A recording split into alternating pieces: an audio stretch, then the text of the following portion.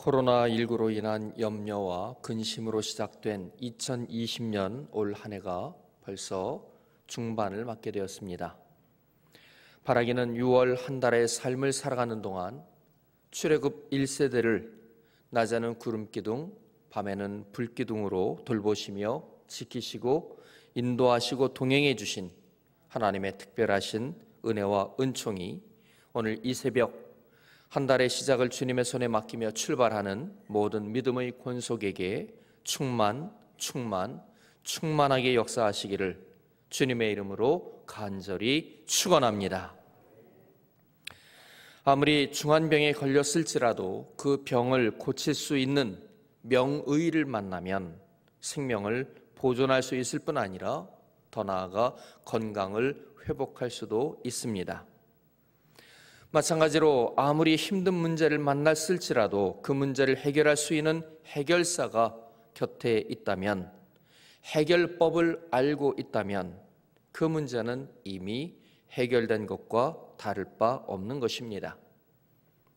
우리가 한평생의 삶을 살아가다 보면, 우리가 가정을 이루어 살아가다 보면, 혹은 우리가 교회에 속해서 함께 믿음의 권속이 되어서 믿음 생활을 하다 보면, 우리가 어떤 회사에, 어떤 일터에, 혹은 어떤 일하는 자리에서 일을 하다 보면 우리의 힘으로 감당하기 쉽지 않을 것 같은, 아무리 계산을 해보고 아무리 살펴보아도 이 문제를 어떻게 해결해야 하지 하고 막막해질 수밖에 없는 그러한 어려움을 만날 수 있는 그런 경우가 분명히 있습니다. 우리는 그런 일을 만날 때에 어떻게 그 문제를, 그 어려움을 해결해 나갈 수 있겠습니까? 지금 우리가 바라보고 있는 것과 같이 이 사회는, 또 전 세계는 코로나19라고 하는 갑작스럽게 우리에게 들이닥친 이 어려운 문제 앞에서 사회적 거리두기, 생활 방역, 손 씻기, 마스크 착용하기, 비대면 접촉이 원칙이다 하는 그러한 몇몇 가지 지극히 의료적인 그리고 방역과 관련된 그러한 지침만이 우리를 살릴 수 있는 길이다라는 대책을 가지고 지금 이 문제를 대하고 있습니다. 근본적으로 이 문제의 원인이 무엇인지를 파악할 여유도 없을 뿐만 아니라 우리가 할 수 있는 것은 앞에 강력한 사회적 거리두기, 강력한 무슨 조치, 강력한이라는 말을 붙이고 있지만 실질적으로 우리가 할 수 있는 것은 거의 없지 않겠느냐 하는 그러한 이야기를 일각에서 하기도 합니다. 코로나19만의 문제가 아닐 것입니다. 6월에는 유엔에서 제정한 환경의 날도 있는데, 지금 우리가 살아가는 이 지구촌의 환경의 문제를 살펴보아도 언제 어느 때 지구가 갑자기 멈춰버릴지 모르는 그러한 정말 위태로운 그러한 시대를 살아가고 있는 것이 우리들의 삶이라고 말할 것입니다. 이미 한 15년 전쯤부터 환경과 관련해서 지구가 위험하다, 지구촌에 살아가고 있는 인류의 생존이 위험하다 하는 그러한 경고의 이야기가 계속해서 나오고 있지만, 유심히 관심을 갖고 살펴보기 전에는 우리의 시야에 금방 드러나지 않도록 그렇게 정치적으로, 경제적으로, 사회적으로, 문화적으로 포장해버리고 덮어버려서 우리는 지금 코로나19 이외에는 이 문제만 해결되면 우리는 모두 다 편안하게 살 수 있을 것 같이 그렇게 생각이 되지만, 코로나19는 이미 오래전부터 예견이 되었던 우리의 생존을 위협하는 많은 문제 가운데 하나에 불과하지 않다는 것입니다. 여러분, 이런 문제 앞에서 인간의 정책이, 인간이 만들어서 행하는 모든 수단과 방법이 과연 얼마나 유효한 해결책이 될 수 있을까요? 당장에 내 한 사람의 목숨을 지키는 것은 가능할지 모릅니다. 어쩌면 내가 생활 방역을 철저하게 잘해서 나 하나만이 아니라 내 가족과 내 주변 사람들의 안전을 지킬 수 있다라고 판단될 수 있을지는 모릅니다. 그러나 조금 더 멀리 내다보고 조금 더 넓은 눈을 가지고 보게 되면 우리가 봉착하고 있는 문제는 상당히 심각한 문제다. 코로나19는 빙산의 일각도 아니다 하는 것을 우리는 알 수가 있는 것입니다. 그럼에도 불구하고 많은 사람들은 여전히 조금이라도 더 잘 먹고 조금이라도 더 잘 살기 위해서 어떻게 하면 더 풍요로운 삶을 살 수 있겠는가 하는 것에 여전히 골몰하면서 살아가고 있습니다. 지난주 화요일에 우리 교회에서 있었던 포스트 코로나19 목회자 세미나라고 하는 그러한 세미나에서 오셔서 말씀을 전하는 강사분께서 이런 얘기를 하시는 거예요. 우리나라가 이 땅에 있는 많은 나라들 가운데 우리나라의 경제 수준으로 보게 되면 우리는 11위, 12위, 13위 사이를 왔다 갔다 하는 정말 잘 사는 나라임에도 불구하고 그렇게 잘 사는 나라가 되면 그 정도가 되면 국가의 분위기가, 백성들의 분위기가 이제는 생존형 국가가 아니라 의미를 추구하는 국가, 어떻게 해야지만이 우리가 더 의미 있는 삶을 살 것인가, 어떻게 해야지만이 우리에게 주어진 이 부를, 우리가 축적한 부를 의미 있게 사용할 것인가 하는 것을 고민하는 국가로 전향이 돼야 하는데 우리나라는 여전히 생존형 국가에 남아있는 참으로 기이한 국가다, 기이한 민족이다 라는 그러한 통계가 이미 나와 있다는 것입니다. 여러분, 언제까지나 물질에 매여서 살아가겠습니까? 물론 우리가 풍족한 삶을 거절하자는 얘기는 아닙니다. 하나님이 주시는 축복을 외면하자는 이야기는 아닙니다. 지금 우리가 어찌 보면 지금 당장 내일 지구가 망하는 한이 있다 할지라도 오늘 내가 해야 할 일이 무엇인지를 깊게 생각하며 살아갈 줄 아는 삶을 대하는 그런 자세가 우리에게 필요한 줄로 믿습니다. 우리는 그런 자세를 갖고 그러한 우리의 삶을 하나님에게 맡기며 하나님께서 우리의 삶을 돌봐주시는 그러한 하나님과 우리가 함께 우리에게 주어진 시간을 살아내는 그런 믿음의 삶을 살아야 할 줄로 믿습니다. 그런 면에서 볼 때 오늘 성경 본문, 이번 코로나19가 터진 이후에 역대하 7장의 말씀은 도처에서 얼마나 많은 목사님들이, 많은 목회자들이, 또 많은 사람들이 이 말씀을 읽고 함께 나누고 이 말씀을 들려줬는지 모릅니다. 이 말씀에 대해서 저는 조금은 다른 각도로 이 새벽에 잠시 함께 은혜를 나누며 6월을 시작하는 우리에게 주시는 하나님의 말씀으로 품고 한 달의 삶을 여러분과 함께 시작하고자 합니다.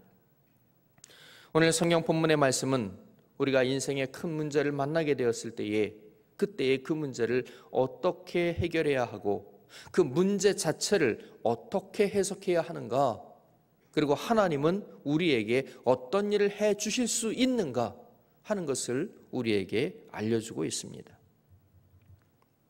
오늘 성경 본문은 다윗의 뒤를 이은 솔로몬이 예루살렘 성전 건축을 마치고 성전 낙성식을 한 그날 밤 하나님께서 솔로몬의 꿈에 나타나셔서 솔로몬과 함께 나누신 이야기를 우리에게 소개해 주고 있는 것입니다.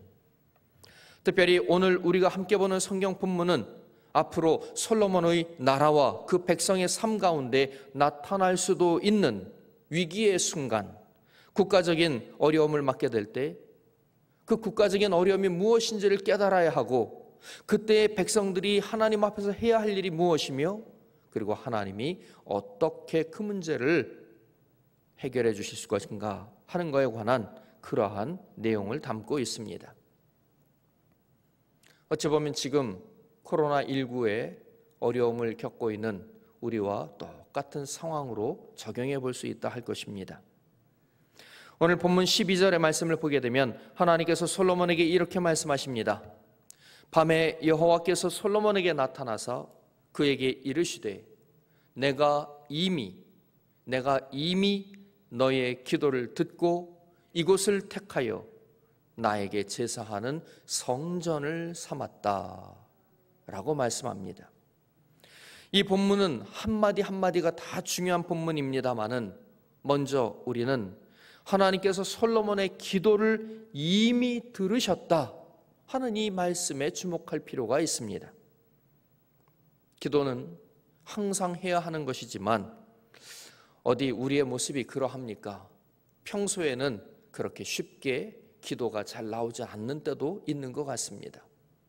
어찌 보면 평소에는 바쁘니까 기도 못하고, 피곤하니까 기도 못하고, 힘드니까 기도 못하고, 습관이 안 됐으니까 기도 못하고, 기도하려고 해보니까 막상 뭐라고 해야 될지 몰라서 기도 못하고, 기도가 되는 것보다 기도가 안 되는 이유가 훨씬 더 많은 것 같아요. 물론 기도가 일상화되고 기도가 거의 습성화될 정도로 기도에 익숙한 분들에게는 이해가 안 되는 말이다 라고 말씀하실 수도 있겠습니다마는, 이제 믿음 생활을 시작한 지 얼마 안 되는 분들이라든가 혹은 믿음 생활을 한 지는 꽤나 됐다 할지라도 기도 생활에 열심을 내지 못했던 분들의 입장에서 볼 때는 나름대로 또한 충분히 수긍이 가는 그러한 이야기입니다. 기도를 하기가 쉽지가 않다는 것이지요. 그런데 기도는 미리미리 하는 것인 줄로 믿습니다. 닥쳐서도 기도해야 되지만 닥쳐서 어려움에 봉착해서 어찌할 바를 모르는 가운데 하나님 앞에 막 매달리는 그것도 하나님이 그 기도 들으시지만, 우리가 조금은 마음의 여유가 있을 때, 지금 당장에 내 삶에 큰 문제가 일어나지 않고 있을 때, 시간이 조금 있을 때, 여유가 조금 있을 때, 마음이 조금은 평안할 때, 건강이 있을 때 미리미리 기도해야 한다는 것입니다. 미리미리 기도해야 한다는 것입니다. 저는 1996년 3월 21일에 춘천 석사교회 부교육자로 청빙을 받아서 왔는데, 제가 그 다음 주간부터 청년부를 맡았었어요. 청년들과 함께 나눴던 첫 번째 설교 내용 가운데 기도에 관한 이야기를 제가 했습니다. 그러면서 청년들에게 무엇이라 그때 이야기했냐면, 기도는 적금이다 그랬어요. 기도는 적금이다. 보험 중에는 소멸성이 있으니까 못하는 것도 있잖아요. 근데 기도는 이자까지 붙어서 다시 되돌아오는 거니까 적금이라고 그랬어요. 그러므로 시간이 날 때, 힘이 있을 때, 젊은 시절에 열심히 기도해라, 많이 기도해라. 많이 기도한 거 하나도 땅에 떨어지지 않고 하나님이 다 우리에게 돌려주신다. 그렇게 말씀을 전했던 기억이 있습니다. 하나님은 솔로몬이 하나님 앞에 1000번제를 드리며 기도했던 그 기도, 이미 하나님 앞에 드린 그 기도, 미리미리 하나님 앞에 드린 그 기도를 오늘 본문에 보니까 솔로몬의 기도를 이미 들으셨다, 그렇게 답하고 있는 것을 볼 수 있습니다. 목사의 입장에서는 성도님들이 기도하러 나오는 것을 보는 것처럼 기쁜 일이 어디 있겠습니까마는, 평소에는 저녁 기도에도 안 나오고 수요 기도에도 안 나오던 분이 어느 날 갑자기 새벽 기도에 나오면 목사의 마음이 어떨 것 같아요? 덜컹합니다. 혹시 저 집에 무슨 일이 있나? 기도 안 하던 분이 왜 갑자기 나타났지? 하고 걱정이 되는 거예요. 여러분, 목사가 그런 걱정을 하든지 말든지 신경 쓰지 마시고 오늘 이 새벽 시간 이후부터 미리미리 하나님 앞에 기도하는 우리 모두가 될 수 있기를 주님의 이름으로 간절히 축원합니다. 우리가 이렇게 하나님 앞에 미리미리 기도할 때 그 기도를 들으시는 하나님이 우리가 하나님 앞에 드린, 앞서서 드린, 앞질러가면서 드리는 그 기도를 기억하시고, 우리들의 삶에 어려움이 찾아올 때, 우리들의 삶에 문제가 찾아올 때 그것이 무엇인지 우리가 감도 잡지 못하고 있을 때부터 이미 하나님은 우리의 기도에 응답하셔서 우리의 육신의 건강을 지켜주시고, 우리의 마음의 평안함을 지켜주시고, 우리의 영을 강건케 해주시고, 우리가 사랑하는 사람들을 돌봐 주시고, 우리의 가정을 지켜주시고, 우리가 경영하는 일들을 돌봐 주시고, 우리들의 삶에서 하나님이 끊임없이 우리의 기도에 응답해 주시는 하나님이심을 분명히 믿으시기를 축원합니다. 이런 하나님의 은혜가 이렇게 하나님 앞에 미리미리 기도하여 응답받으며 하나님의 도움을 받는 믿음의 역사가 6월 한 달 동안 우리 모두와 함께 하시기를 주님의 이름으로 간절히 축원합니다. 오늘 성경 본문을 계속 읽어가다 보면 본문은 계속해서 우리의 삶 가운데 가뭄이나 또 병충해가 있거나 혹은 전염병이 돌거나 어려운 문제가 발생한다 할지라도 우리의 기도를 이미 들으신 하나님께서 우리에게 은혜를 베푸셔서 그런 모든 문제를 다 해결해 주시겠다고 그렇게 약속하고 있는 것을 볼 수 있습니다. 그런데 중요한 것은 오늘 본문 14절을 보게 되면은 우리들의 삶 가운데 일어나는 이 모든 일들이 왜 일어나는 것인지를 우리는 간접적으로 추론해서 볼 수 있는 그러한 내용이 나옵니다. 본문 14절의 말씀이 이런 겁니다. 하나님의 이름, 내 이름으로 일컫는 내 백성이 그들의 악한 길에서 떠나 스스로 낮추고 기도하여 내 얼굴을 찾으면 내가 하늘에서 듣고 그들의 죄를 사하고 그들의 땅을 고칠지라 라고 말씀하신 것입니다. 하나님께서 보실 때에 전지전능하신 하나님께서 우리들의 삶 가운데 전쟁이 일어나거나 가뭄이 발생하거나 병충해가 일어나거나 전염병이 일어나거나 하는 이런 거 막지 못하시는 하나님이십니까? 어떻게 생각하십니까? 천지를 만드신 분이셔요. 하늘과 땅을 만드셨고 그 안에 있는 모든 만물을 만드신 하나님이셔요. 생명의 근원이 되는 하나님이셔요. 그런데 그 하나님이 우리들의 삶 가운데 일어나는 일 하나 제대로 막아내지 못한다면 하나님이라고 할 수 없지요. 그러면 그런 하나님이 버젓이 살아계시는데 왜 우리의 삶 가운데 그런 일이 일어나냐는 것이지요. 그것은 우리의 죄 때문이라는 것입니다. 우리의 죄악 때문이라는 것입니다. 우리는 흔히 그렇게 생각을 합니다. 자라나면서 사회 속에서 우리가 속해 있는 그 조직 속에서 나름대로의 어떠한 윤리, 도덕, 질서에 관한 교육을 받고 영향을 받으면서 살아왔습니다.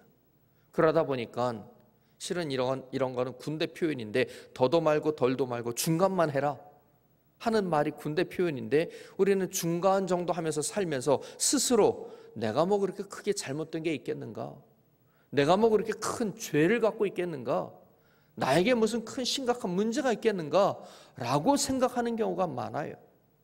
그런데 하나님은 그런 기준이 아니라 하나님의 절대적인 기준, 그 기준에 비춰서 우리가 하나님 앞에 의로운 존재가 되고 그렇게 살아가기를 원하시는 하나님이심을 믿으시기를 축원합니다.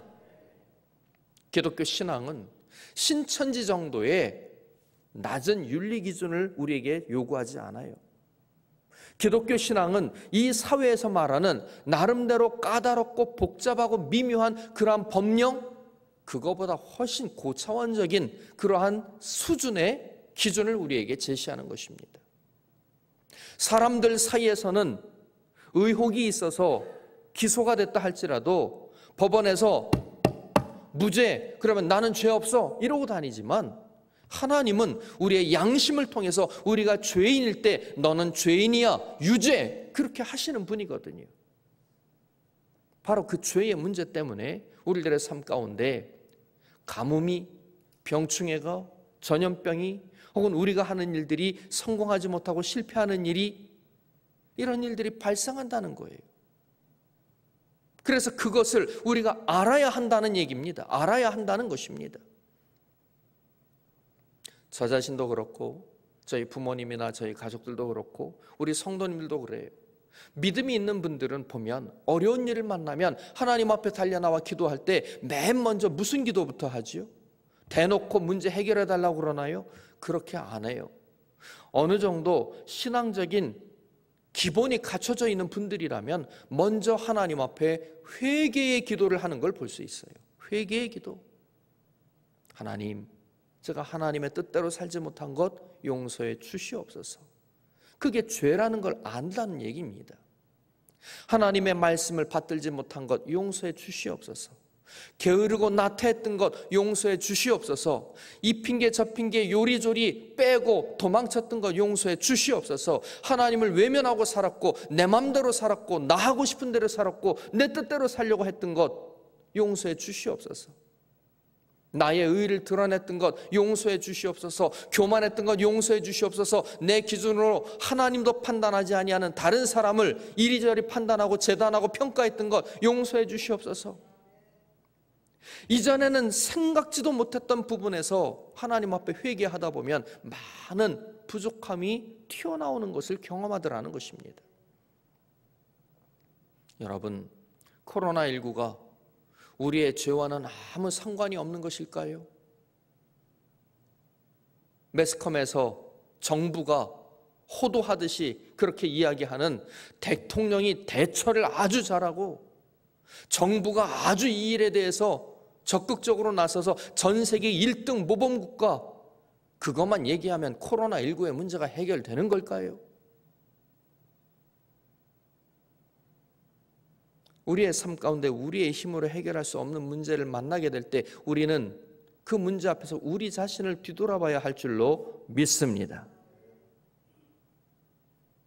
우리 자신을 뒤돌아봐야 한다는 거죠. 그리고 뒤돌아본 결과 어떻게 해야 합니까? 오늘 본문에서 말씀하고 있는 것처럼 스스로 악한 길에서 먼저 떠나야 합니다. 악한 생각에서 떠나고 악한 마음에서 떠나고 입술에 파수꾼을 세워서 우리가 함부로 내뱉었던 말에서부터 돌이켜야 하고 악한 길에서 떠나야 한다는 겁니다. 아무리 나에게 심하게 한 사람이라 할지라도 정말 불구대천지 원수라고 해도 아니 왼수라고 해도 미워하지 말고 비방하지 말고 폄하하지 말고 함부로 남의 말하지 말고 그렇게 했던 모든 것으로부터 돌아서야 한다는 거지요. 그리고 스스로 낮추라는 얘기입니다. 요즘 사람치고 겸손한 사람을 찾아보는 것이 얼마나 어렵습니까? 따지고 보면 겸손하다 할지라도 다 나름대로 교만한 거예요. 제가 존경하고 참 좋아하는 우리 교회 어른 가운데 어느 한 분은 스스로 저에게 그런 표현을 하시는 거예요. 아유, 겸손을 가장한 고도의 교만이지요. 제가 그런 사람입니다, 목사님. 그렇게 이야기하셔요. 우리 안에 다 교만함이 숨어 있다는 얘기입니다.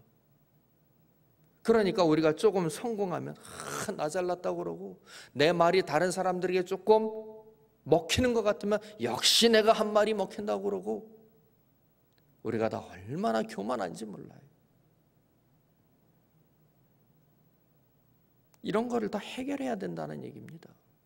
스스로 낮춰야 한다는 얘기입니다.